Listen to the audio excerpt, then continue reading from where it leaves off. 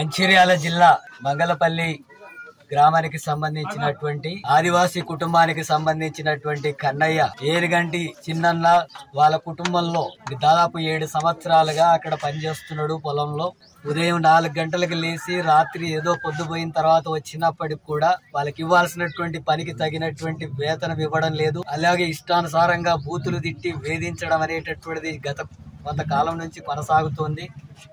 వీళ్ళకి సంబంధించినటువంటి ఎకరా భూమిని అక్రమంగా పట్టా చేసుకొని అనుభవించి రైతు భరోసా కానీ రైతు బంధు కానీ అలాంటివన్నీ కూడా వాళ్ళే పొందుతున్నారు.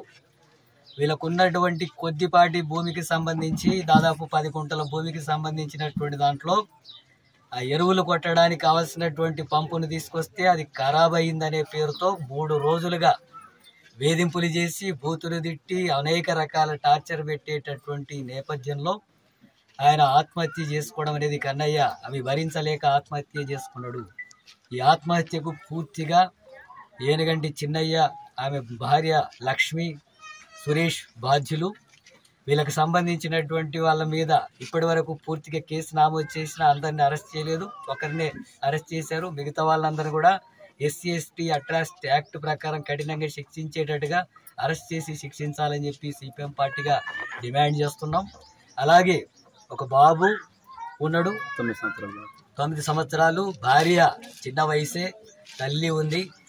అలాగే ఆ కుటుంబాన్ని పోషించేటటువంటి దిక్కు లేకుండా పోయింది.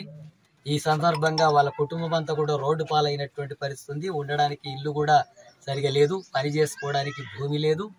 పని చేయగలిగినటువంటి శక్తి ఉన్నటువంటి కన్నయ్య చనిపోయాడు. పిల్లల భవిష్యత్తు దెబ్బతిన్నది, భార్య భవిష్యత్తు దెబ్బతిన్నది.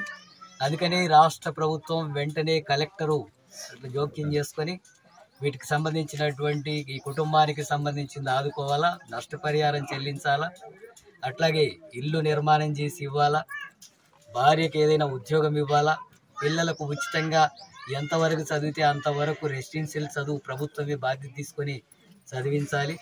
అట్లాగే ఎకరా భూమి ఆక్రమించినటువంటి భూమిని తిరిగి వీళ్ళకి ఇచ్చి వాళ్ళ పేరు మీదనే పట్టా చేయించాలి. కన్నయ్య భార్య పేరు మీద అది పట్టా చేయించాలా అని CPM పార్టీగా డిమాండ్ చేస్తున్నాం.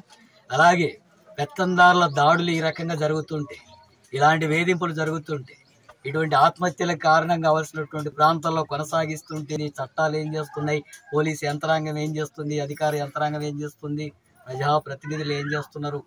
ఆదివాసీలు కాబట్టి, దిక్కులేని వాళ్ళు కాబట్టి, ఎవరి అండలేదు కాబట్టి, ఆస్తిపాస్తులు లేవు కాబట్టి, అడిగేటటువంటి చైతన్యం లేదు కాబట్టి అని ఏమైనా చేస్తారా?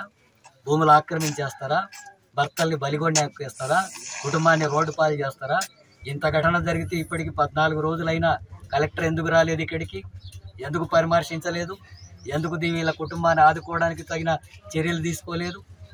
ఈ ప్రభుత్వం బాధ్యత కదా.